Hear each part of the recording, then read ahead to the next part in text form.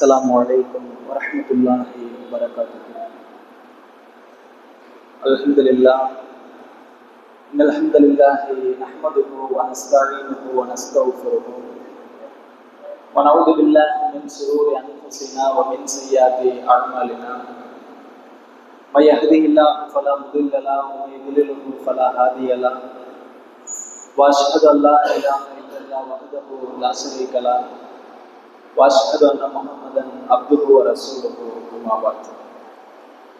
அற்பமானது முதல் அற்புதமானது வரை அனைத்தின் மீதும் ஆற்றலுடைய எல்லாம் வல்ல ஏக இறைவனாகிய அல்லாஹ் ரப்புல் ஆலமீனை போற்றி புகழ்ந்தவனாக என்னுடைய இந்த இரவு நேர சொற்பொழிவினை ஆரம்பம் செய்கின்றேன். அல்லாஹ்வுடைய மாபெரும் அருளால் இரா குகை முதல் அரஃபா மைதானம் வரை எனும் தலைப்பின் கீழ் நபிகளாருக்கு நடைபெற்ற, நபித்துவ காலத்தில் நடைபெற்ற, நபித்துவத்திற்கு முன்னாடி நடைபெற்ற பலதரப்பட்ட நிகழ்வுகளை நாம் இந்த தொடரின் கீழ் பார்த்து கொண்டு வருகிறோம். அந்த அடிப்படையில நேற்றைய தினம் அல்லாஹ்வுடைய தூதர் இந்த இஸ்லாத்தை சொன்னதற்காக வேண்டி எப்பேற்பட்ட துன்பங்களை எல்லாம் அடைந்தார்கள், எவ்வளவு கஷ்டங்களை சந்தித்தார்கள், அதன் மூலம் நாம் பெற வேண்டிய படிப்பினைகள் என்ன அப்படிங்கிறத குறித்து நம்ம பார்த்தோம். இன்றைய தினம் அல்லாஹ்வுடைய தூதரோடு சேர்ந்து இந்த ஆரம்ப கட்டத்துல இஸ்லாத்தை ஏற்றுக்கொண்ட நபித்தோழர்கள் பட்ட சிரமங்களும் இந்த நேரத்தில் நாம் போற்றப்பட வேண்டிய ஒன்றுதான். ஏனென்று சொன்னால், என்றைக்குமே ஒரு விஷயத்தை உருவாக்குகிற நேரத்தில் அதற்காக வேண்டி ஒரு நபர் படக்கூடிய சிரமம் என்பது சாதாரண சிரமம் கிடையாது. எந்த ஒரு இடத்துலையுமே ஒரு தாவா பணியை ஆரம்பிக்கிறோம்னு சொன்னா அதை ஆரம்பிக்கிறதுக்கு தொடக்க புள்ளியா ஒரு நபர் பாடுபடுவாரு. அவர்களுடைய சிரமங்கள் என்பது அதற்கடுத்து வரவங்களுடைய சிரமங்களை விட அதிகம்தான் அவர்கள் படக்கூடிய சிரமம்.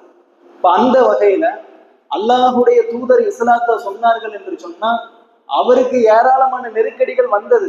இருந்தாலும் அல்லாஹுடைய தூதருக்கு அபு தாலிப் என்ற ஒரு சப்போர்ட் இருந்தது. அல்லாஹுடைய தூதருடைய பெரிய தகப்பனார். அதே போல ரசூலுல்லாஹ்வுடைய குலம் பனு ஹாஷிம் குலத்தார். இந்த முகமது மேல கைய வச்சா அபு தாலிப் வந்து நின்றுவாரு, முகமது மேல கைய வச்சா பனு ஹாஷிம் குலத்தார்லாம் வந்து நின்றுவாங்க. அப்படிங்கிற மாதிரியான ஒரு பயம் இருந்த காரணத்தினாலேயே அல்லாஹுடைய தூதர் மீது பயங்கரமான தாக்குதல்லாம் நடத்தாம இருந்தாங்க. ஆனா அதே நேரத்துல ரசூலுல்லாஹ் கூட ஆரம்ப கட்டத்துல இஸ்லாத்தை ஏத்துக்கிட்டாங்களே, அதுல விதிவிலக்கா சொல்றதா இருந்தா அன்னை கதீஜா ரலியல்லாஹு அன்ஹா அவங்கள பொறுத்தவரையும் பிரச்சனை இல்லை. அதே போல அபூபக்கர் ரலியல்லாஹு அன்ஹு அவரும் ஓரளவுக்கு செல்வந்தரா இருந்த ஒரு நபர், மக்களால் போற்றப்படக்கூடிய ஒரு நபர். அதே போல அலி இப்னு அபூ தாலிப் அலி ரலியல்லாஹு அன்ஹு அவரும் ஓரளவுக்கு மக்களால் போற்றப்படக்கூடிய ஒரு நபரா இருந்தார்.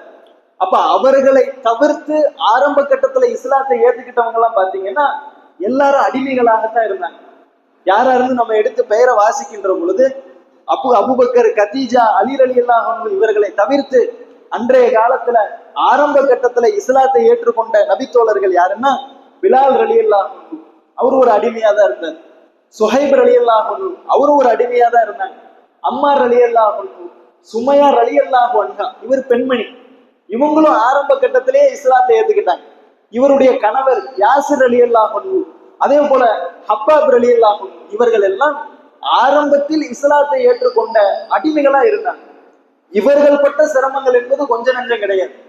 சாதாரணமாகவே அடிமைகளா இருக்கிறவங்களை எந்த அளவுக்கு நடத்துவாங்க. அதே நேரத்துல அந்த மக்கத்து காஃபிர்களுக்கு அடிமையா இருந்தவங்க இஸ்லாத்தை ஏத்துக்கிட்டாங்கன்னு சொன்னா எந்த அளவுக்கு நடத்தி இருப்பாங்க, அதை நம்ம சிந்திச்சு பார்க்கணும். அப்ப அப்படி அடிமையா இருந்து இஸ்லாத்தை ஏற்றுக்கொண்டார்கள் என்ற ஒரு காரணத்தினால பல துன்பங்களுக்கு ஆளாக்கப்பட்டார்கள். எந்த அளவுக்குன்னா யாசிர் ரலியல்லாஹு அன்ஹு, சுமையா ரலியல்லாஹு அன்ஹா ரெண்டு பேரும் கணவன் மனைவி. அவர்களுடைய மகன் தான் அம்மார் ரலியல்லாஹு அன்ஹு. அவர்களுடைய குடும்பம் படக்கூடிய சிரமத்தை பார்த்து அல்லாஹுடைய தூதர்னாலே மனசு தாங்கல. இவ்வளவு கஷ்டப்படுறாங்களே, இவ்வளவு சிரமப்படுறாங்களே அப்படின்னு சொல்லி அல்லாஹுடைய தூதரை ரொம்ப வருத்தப்படுறாங்க. அந்த அளவுக்கு அந்த குடும்பம் பாதிக்கப்படுது. அப்படி பாதிச்சிருக்கக்கூடிய நேரத்துல யாசிர் ரலியல்லாஹு அன்ஹு நேரா ரசூலுல்லாஹ்ட்ட வராங்க, அல்லாஹுடைய தூதரை இந்த காஃபிர்கள் கொடுக்கக்கூடிய அந்த துன்பங்களை தாங்க இயலல, அவ்வளவு சிரமப்படுத்துறாங்க, கொடுமைப்படுத்துறாங்க அப்படின்னு சொல்லி அல்லாஹுடைய தூதர் இடத்துல வந்து மன்றாடுவார். அப்ப ரசூலுல்லாஹ் சொல்லுவாங்க, யாசிரே பொறுமையா இருங்க, இஸ்பிரு அலா யாசிர் பொறுமையா இருங்க, ஜன்னா அல்லாஹ் உங்களுக்கு சொர்க்கத்தை வாக்களிச்சிருக்கிறான், கவலைப்படாதீங்க, கஷ்டப்படாதீங்க அப்படின்னு சொல்லி அல்லாஹுடைய தூதர், நீங்கெல்லாம் சொர்க்கத்திற்கு நன்மாராயம் சொல்லப்பட்டவர்கள், உங்களுக்கு அல்லாஹ் சொர்க்கத்தை வாக்களிச்சிருக்கிறான், இந்த கஷ்டம் எல்லாம் நிரந்தரம் கிடையாது அப்படின்னு சொல்லி ஆறுதல் படுத்துறாங்க. உடனே அவர்கள் சந்தோஷப்பட்டு போறாங்க. அதோட மட்டும் இல்ல, அம்மார் ரலியல்லாஹு அன்ஹு வராங்க, கடுமையான மன உளைச்சலோடு வராங்க. வந்துட்டு அல்லாஹுடைய தூதரை, நான் பெரிய பாவம் பண்ணிட்டேன், பெரிய தப்பு பண்ணிட்டேன் அப்படிங்கிறாங்க. உடனே ரசூல்லா கேட்கிறாங்க, ஏன்பா என்ன ஆச்சு, எதனால இப்படி புலம்புற அப்படின்னு சொல்லி அல்லாஹுடைய தூதர் கேட்கும் பொழுது, அப்போ அவரு சொல்றாரு, அல்லாஹுடைய தூதரை, இந்த குறைஷிகள் கடுமையான முறையில என்னை தாக்குனாங்க, பயங்கரமான துன்புறுத்தலுக்கு ஆளாக்குனாங்க. ஆளாக்கிட்டு அவங்க என்ன சொன்னாங்கன்னா, முகம்மதை திட்டு, ஓ வாயால முகம்மதை கண்டபடி திட்டு, எங்களுடைய கடவுளர்களை நீ உயர்த்தி பேசு, அப்ப ஒண்ணு விட்டுறேன் அப்படின்னு சொல்லி சொன்னாங்க. வேற வழி இல்லாம, அவர்களுடைய அந்த துன்பத்தை தாங்க இயலாம நான் என்ன பண்ணிட்டேன், உங்களை திட்டேன், அவர்களுடைய கடவுளர்களை உயர்த்தி பேசிட்டேன் அப்படின்னு சொல்லி அம்மார் ரலியல்லாஹு அன்ஹு ரசூலுல்லாஹ்ட்ட சொல்றாங்க. சொன்ன உடனே அல்லாஹுடைய தூதர் அவரை பார்த்து கேட்கிறாங்க, கைஃப தஜுத கல்பக்க, யப்பா இதை சொல்லும் பொழுது உன் உள்ள எப்படி இருந்தது அப்படின்னு சொல்லி கேட்கிறாங்க. அப்ப அவரு சொல்றாரு, அம்மார் ரலியல்லாஹு அன்ஹு, அல்லாஹுடைய தூதரை, இதை சொல்லும் பொழுது என்னுடைய உள்ளத்துல ஈமான் அதிகமா ஊறி போய் இருந்தது, அல்லாஹுவின் மீது வைக்கக்கூடிய அந்த எண்ணம், அந்த கொள்கை உறுதி அதிகமா ஊறி போய் இருந்தது, உங்கள் மீது வைத்திருந்த அந்த பாசம், அந்த நேசம் என்பது அதிகமா ஊறி போய் இருந்தது. என்னுடைய வாயளவுல தான் நான் சொன்னேனே தவிர என்னுடைய உள்ளத்துல ஈமான் தான், கொள்கை தான் உறுதியாக இருந்தது அப்படின்னு சொல்லி அந்த அம்மார் ரலியல்லாஹு அன்ஹு ரசூலுல்லாஹ்ட்ட சொல்றாங்க. சொன்ன உடனே அல்லாஹுடைய தூதர் எப்பேற்பட்ட வார்த்தையை சொல்றாங்க பாருங்க. அல்லாஹுடைய தூதர் பல இடங்கள்ல சொல்லுவாங்க, அன் நபியு அவுலா பில் முஃமினீன அன்ஃபுஸிகும், இந்த தூதர், இந்த நபி உங்களுடைய உயிரை விட மேலானவர். அப்படிப்பட்ட நபி சொல்றாரு, அம்மாரு இதுக்கப்புறமா அவங்க உங்களை கொடுமைப்படுத்தினாங்கன்னா, அடிச்சு துன்புறுத்தினாங்கன்னா, திரும்பவும் நீங்க இதே வார்த்தையை சொல்லுங்க, என்ன திட்டுங்க, எதுனாலும் பரவாயில்ல நீங்க பண்ணுங்க அப்படின்னு சொல்லி அல்லாஹுடைய தூதர் அந்த நபித்தோழரை அனுப்பி விடுறத நம்ம பார்க்கிறோம். இந்த அளவுக்கு சிரமத்தை அனுபவிக்கிறாங்க. அது மட்டும் இல்லாம அடிமையா இருந்த பிலால் ரலியல்லாஹு அன்ஹு இருக்கிறாங்கல்ல, அவரு பட்ட சிரமங்கள் என்பது கொஞ்சம் நஞ்சம் கிடையாது. எந்த அளவுக்குன்னா, அடிமையா இருக்கும் பொழுது மக்கத்து காஃபிர்கள், குறைஷிகள் அவரை கடுமையான முறையில துன்புறுத்துறாங்க. எப்பேற்பட்ட துன்பம்னா, அவர்களுடைய ஆடைகள் எல்லாத்தையும் களைந்து அந்த பாலை சுடு மணல்ல அப்படியே போட்டுறாங்க, போட்டு படுக்க வச்சு மேல பாறாங்கல்ல தூக்கி வைக்கிறாங்க. அந்த பாலைவனத்தினுடைய சூடு என்பது சாதாரண சூடா இருக்காது. பொதுவாகவே இங்க அடிக்கிற வெயிலை விட அங்க அரேபு நாடுகள்ல அடிக்கக்கூடிய வெயில் என்பது பயங்கரமா இருக்கும். இங்க அடிக்கிற குளிரை விட அங்க அடிக்கிற குளிர் என்பது அதிகமா இருக்கும். சூடும் சரி குளிரும் சரி அவ்வளவு அதிகமா இருக்கும். இப்ப அவ்வளவு சுடு மணல்ல பிலால் ரலியல்லாஹு அன்ஹுவை நிர்வாணப்படுத்தி படுக்க வச்சு அவர் நெஞ்சின் மீது பெரிய பாறாங்களை தூக்கி வச்சு அழுத்தினாங்க. அந்த அளவுக்கு கொடுமை.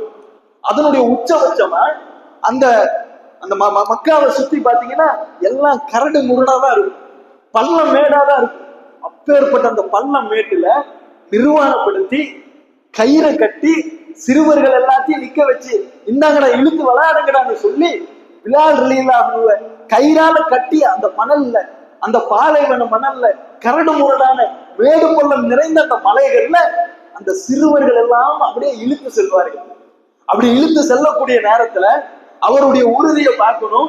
பிலால் ரலியல்லாஹு அன்ஹு சொல்லுவாங்க, அல்லாஹு அஹத், அல்லாஹ் ஒருவன் தான், நீ என்னத்தை வேணாலும் பண்ணு, நீ என்ன அடிக்கிறியா, உதைக்கிறியா, என் மேல பாறாங்கல்ல தூக்கி வைக்கிறியா, என்ன நிர்வாணப்படுத்துறியா, நீ என்ன பண்ணினாலும் அல்லாஹு அஹத், இறைவன் ஒருவன் தான், இதுல எந்த மாற்று கருத்தும் இல்ல, என் கொள்கையில எந்த ஒரு சமரசமும் இல்ல, இதுல நான் மாறுபட மாட்டேன், வேறுபட மாட்டேன் அப்படின்னு சொல்லி பிலால் ரலியல்லாஹு அன்ஹு அப்பேற்பட்ட துன்பத்துல கூட உறுதியா இருந்ததை பார்த்தோம். எந்த அளவுக்கு அவருடைய உறுதி. ஹப்பாப் ரலியல்லாஹு அன்ஹு அவரு ஒரு அடிமைதான். அவரு மதீனாவுல இருக்கும் பொழுது உமர் ரலியல்லாஹு அன்ஹு ஒரு சபையில உட்கார்ந்து இருக்கிறாங்க. இப்படி உட்கார்ந்து இருக்கும் பொழுது நேரம் வர சொல்றாங்க, ஹப்பாபே வாங்க வாங்க, இந்த இடம் உட்கார்றதுக்கு தகுதியானவங்க நீங்க தான், நீங்க எல்லாம் ஆரம்ப கால நபித்தோழர்கள், எவ்வளவு சிரமத்தை பட்டிருக்கிறீங்க. ஒரு நாள் அவர் சட்டையை கழட்டி காட்டுறாரு. அந்த மேலாடையை கழட்டி காட்டும் பொழுது அவர்களுடைய முதுகு பகுதி எல்லாம் அந்த மக்காவுல ஆரம்ப நேரத்துல குறைஷிகள் படுத்தின அந்த பாடு அந்த வடுக்கலாவுடைய முதுகுல தெரியுது. அவ்வளவு காயம்பட்ட தழும்புகள் அவ்வளவு இருக்குது. ஒரு நாள் அவரு அல்லாஹுடைய தூதர் மக்காவுடைய அந்த நிழல்ல சாஞ்சி படுத்துட்டு இருக்கும் போது வேகமா ஓடி வர்றாரு. ஹப்பாப் ரலியல்லாஹு அன்ஹு ஓடி வந்து அல்லாஹுடைய தூதரை, இந்த எதிரிகளுடைய கொடுமையை தாங்க முடியல, சிரமத்தை தாங்க முடியல, அல்லாஹ்விடத்துல கையேந்தி பிரார்த்தனை செய்யுங்க, எங்களுக்கு ஏதாவது ஒரு வழி பண்ணுங்க அப்படின்னு சொல்லி கேட்கக்கூடிய நேரத்துல அல்லாஹுடைய தூதர் சொல்றாங்க. ஹப்பாப் ரலியல்லாஹு அன்ஹு முதுவெல்லாம் கிழிக்கப்பட்டு ரத்த காயத்தோட ஓடி வராங்க.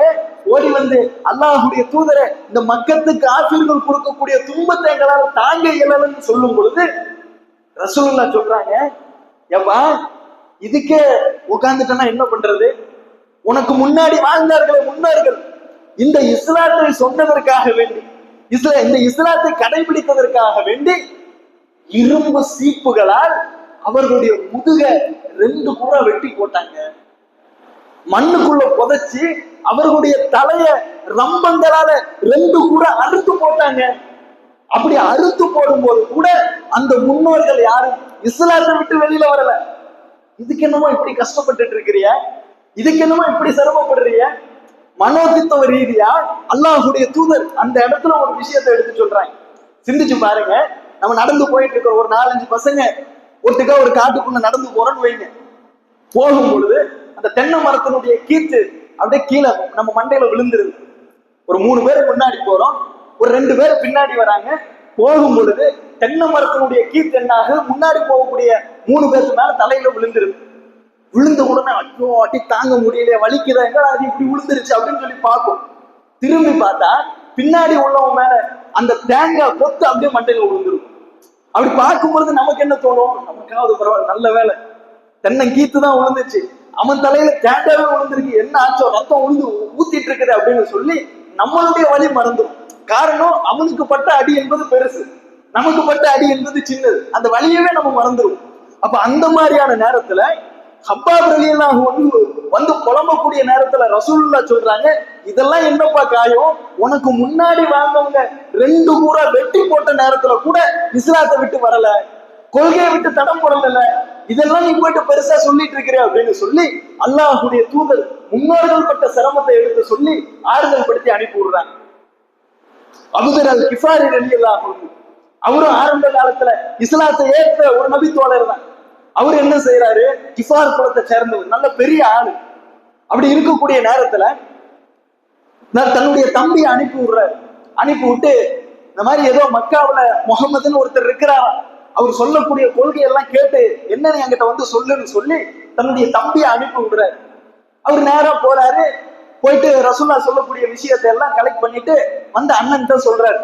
சொன்னோம்னா அவருக்கு செய்தி பத்தல. அதனால என்ன செய்யறாருன்னா, அபூதர் அல் கிஃபாரி நேரா மக்காவுக்கு கிளம்புறாரு. கிளம்பி நாமளே போயிட்டு என்னன்னு தெரிஞ்சுக்குவோம் அப்படின்னு சொல்லிட்டு போறாரு.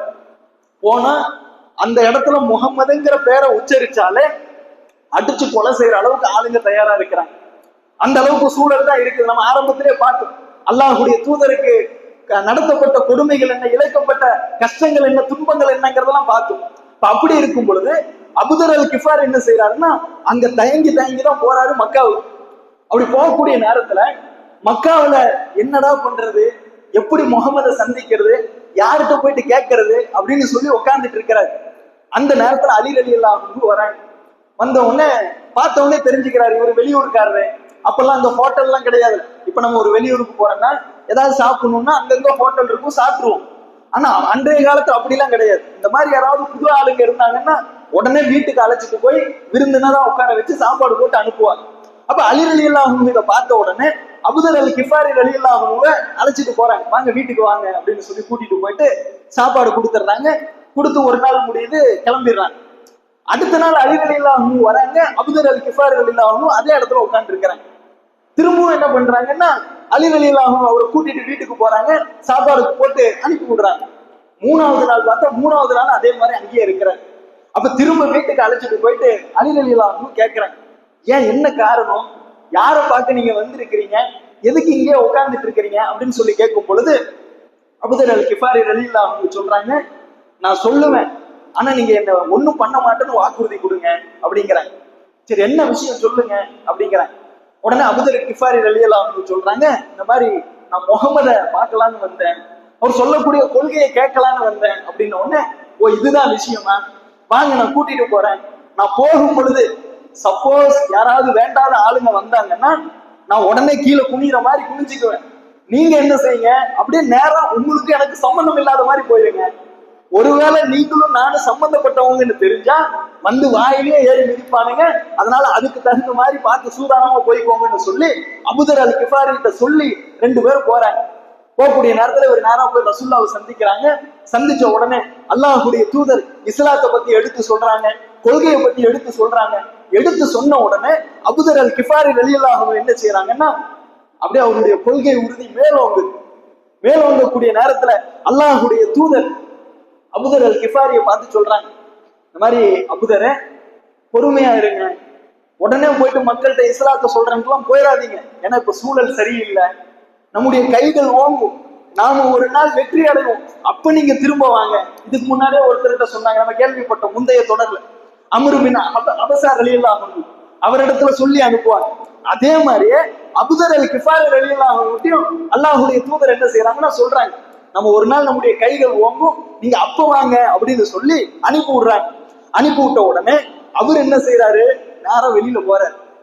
வெளியில போயிட்டு மலைக்கு மேல ஏறி நின்றுட்டு, யா பாஷரல் குரைஷ் இன்னி அஷ்ஹது அல்லா இலாஹ இல்லல்லாஹு வ அஷ்ஹது அன்ன முஹம்மதன் அப்துஹு வ ரசூலுஹு. மலை மேல ஏறி நின்றுட்டு குறைஷிகளை கூப்பிட்டு இந்த ஒரு வார்த்தையை சொல்றாரு, வணக்கத்திற்குரியவன் அல்லாஹ் மட்டும்தான், இந்த முகம்மது அவருடைய தூதர் தான் அப்படிங்கிறாங்க. சுத்தி கூட்டம் கூடி அவரை அடின்னு அடிக்கிறாங்க. எந்த அளவுக்குன்னா, அவர் மரணிக்க கூடிய அளவுக்கு, எங்க மரணிச்சிருவாரோ அப்படிங்கிற அளவுக்கு போட்டு சாத்துன்னு சாத்துறாங்க. அப்படி சாத்தக்கூடிய நேரத்துல அப்பாஸ் ரலியல்லாஹு அன்ஹு அப்ப இஸ்லாத்தை ஏத்துக்கிடல. அவர் என்ன செய்யறாரு, நேரம் வராரு, வந்து மக்கள் எல்லாத்தையும் தடுத்துட்டு, நீங்க யாரு மேல கை வச்சிருக்கீங்க தெரியுதா, இவர் கிஃபார் குலத்தை சேர்ந்தவர், இவரை நீங்க அடிக்கிறீங்களே, நாளை பின்ன நீங்க வியாபாரத்துக்கு ஷாம் நாட்டுக்கு போகணும்னா இவங்க பகுதியை தாண்டிதான் நீங்க போகணும். அவங்க ஆளுங்க சும்மா விட்டுருவாங்களா, எதுக்காக இவர் மேல கைய வைக்கிறீங்க, பெசாம இருங்க அப்படின்னு சொல்லி பெசாம எல்லாத்தையும் தடுத்து விட்டுறாங்க. இவர் என்ன அடி வாங்கினவர் என்ன பண்ணணும், பெசாம போயிருக்கும். திரும்ப அடுத்த நாள் வராரு. அடுத்த நாள் வந்து அதே மாதிரி அந்த மலையின் மீது ஏறி நின்றுட்டு, யா பாஷரல் குரைஷ் இன்னி அஷ்ஹது அல்லா இலாஹ இல்லல்லாஹு வ அஷ்ஹது அன்ன முஹம்மதன் அப்துஹு வ ரசூலுஹு. அதே மாதிரி திரும்ப போல்டா பிரச்சாரம் பண்றாங்க. திரும்ப மக்கள் எல்லாம் சேர்ந்து அடிச்சு உதைக்கிறாங்க. திரும்பவும் அப்பாஸ் ரலியல்லாஹு அன்ஹு வந்து காப்பாத்தி அவரை அனுப்பி விடுறாங்க. அப்ப எந்த அளவுக்கு அவர்களுடைய கொள்கை உறுதி என்பது இருந்திருக்குங்கிற நம்ம யோசிச்சு பார்க்கணும். அல்லாஹ் சிறப்பிச்சு சொல்றான், 9வது அத்தியாயம் 117வது வசனத்துல சொல்றான், இந்த நபிய அல்லாஹ் மன்னிச்சான், இந்த நபியோட இருந்த அன்சாரி தோழர்களை அல்லாஹ் மன்னிச்சான். ஆரம்ப கட்டத்துல சிரமப்பட்டார்களே அந்த தோழர்களையும் அல்லாஹ் மன்னித்தான். அல்லாஹ் சிலாஹிக்கு சொல்றான் தனியா. ஏன்னா ஆரம்ப நேரத்துல அந்த நபி தோழர்கள் பட்ட சிரமங்கள் என்பது கொஞ்சம் நெஞ்சம் கிடையாது. நீ என்ன 2 குறை வெட்டி போட்டாலுமே, என்ன அடிச்சு உதைச்சாலுமே, என் கொள்கையில என் இஸ்லாத்துல எந்த விதமான மாற்றமும் இருக்காதுன்னு சொல்லி சொன்னாங்களே, இது மாதிரியான ஒரு உறுதி இன்னைக்கு நம்ம கிட்ட இருக்குதா? சிந்திச்சு பாருங்க. ஒரு காதலுக்காக வேண்டி இஸ்லாத்தை அடங்கி வச்சிருந்தோம் நம்ம பார்க்கிறோம், ஒரு கல்யாணத்துக்காக வேண்டி இஸ்லாத்தை அடங்கி வச்சிருந்த பார்க்கிறோம். அந்த இடத்துல கொள்கையை சமரசம் பண்ணிட்டு போகக்கூடிய எத்தனையோ நபர்கள் இன்னைக்கு நம்ம இருந்துகிட்டு தான் இருக்கோம். ஆனா நீ என்ன பண்ணாலும் சேர்றா, என் உயிரை போனாலும் சேர்றா, என் ஆடையை நிர்வாணப்படுத்தி என்ன அசிங்கப்படுத்தி என் மேல பாறாங்கல்ல வச்சு என்ன 2 கூரை வெட்டி போட்டாலுமே என்னுடைய உள்ளத்துல இருக்கக்கூடிய தௌஹீதை உன்னால அழிக்கவே முடியாது. என்னுடைய உள்ளத்துல இருக்கக்கூடிய கொள்கையை உன்னால அழிக்க முடியாது. நீ என்ன செஞ்சாலும் நான் இஸ்லாத்தை விட்டு வர மாட்டேங்கிறதுல எவ்வளவு உறுதியா இருந்தாங்க. அதனாலதானே அல்லாஹ்வே ஒரு வசனத்தை இறக்கி தனியா சிறப்பிச்சு சொல்றான். ஏன் இந்த உறுதி இன்னைக்கு நம்ம இடத்துல இல்ல? நமக்கு அழகான முறையில அல்லாஹ் தௌஹீதை கொடுத்துட்டான், கொள்கையில கொடுத்துட்டான். நம்ம அப்பா அம்மா தௌஹீதுல இருந்தாங்க, அதனால நம்ம தௌஹீதுல வந்துட்டோம். நம்ம அண்ணன் தம்பிங்க தௌஹீதுல இருந்தாங்க, அதனால நம்ம தௌஹீதுக்கு வந்துட்டோம். அடி உதை வாங்கி நம்ம வந்திருக்கிறோமா? பயங்கரமான துன்புறுத்தலுக்கு ஆளாக்கப்பட்டு ஊரை விட்டு ஒதுக்கி இன்னைக்கு நம்மள யாராவது தௌஹீதை ஏத்துக்கிட்டவங்க இருக்கிறாங்களா? அழகான முறையில அல்லாஹ் தௌஹீதை கொடுத்திருக்கிறான்.